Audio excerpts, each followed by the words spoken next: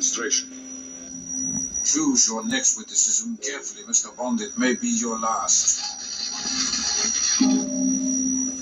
The purpose of our two previous encounters is now very clear to me. I do not intend to be distracted by another. Good night, Mr. Bond. Do you expect me to talk? No, Mr. Bond, I expect you to die. There is nothing you can talk to me about that I don't already know.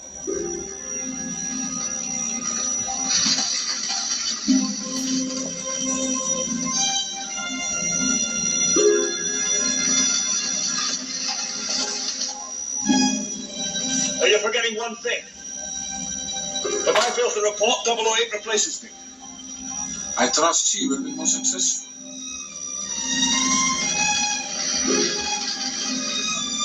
But he knows what I know. You know nothing, Mr. Bond.